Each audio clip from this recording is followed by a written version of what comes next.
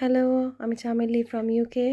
আপনাদের কাছে নিয়ে চলে এলাম আমাদের ইউকের পুজো, আমাদের আড্ডা স্লাভের পুজো, যেটা আমাদের ইউকের আর ইউরোপের ওয়ান অফ দ্য বেস্ট পুজো। তো মহা অষ্টমীর শুভেচ্ছা প্রত্যেককে। আপনার সাথে আমাদের কিছু কিছু ক্লিপিং শেয়ার করতে চললাম। এই শাড়ি দেখো, শাড়িটা সরিয়ে দাও তো, ফেলে দাও।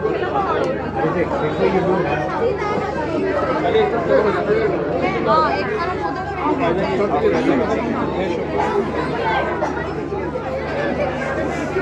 যদি ওইটাকে একটু ফেলে দিয়ে তো কাঁচটাকে দূরের দিকে শাড়িতে লেগে যাবে।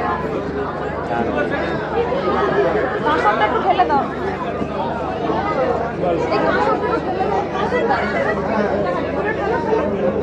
আরো দূরে ঠালো, ওটা মিডিলে রাখো। ব্যাস ব্যাস, ঠিক আছে, এটা ঠিক আছে, একদম পারফেক্ট আছে।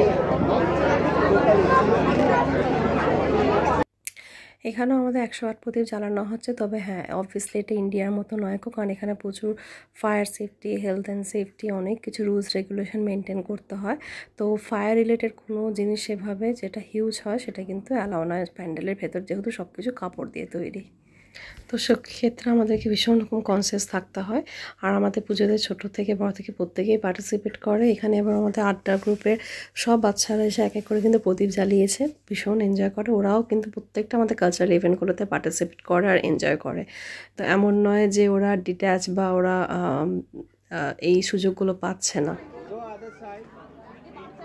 এই যেটি আমার মেয়ে, ছোটো মেয়ে, ও প্রদীপ জ্বালাচ্ছে।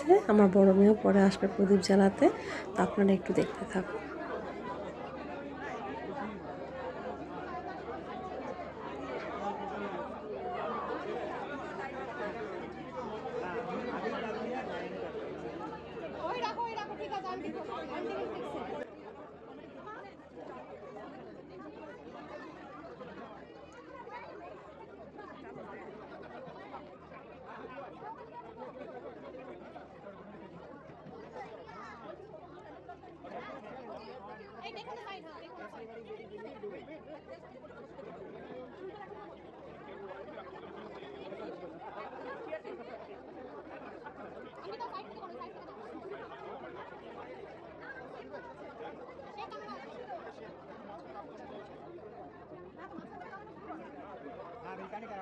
Take it off, take it off.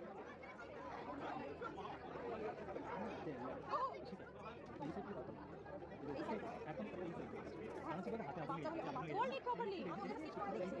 You don't need to do upside down, do the side side.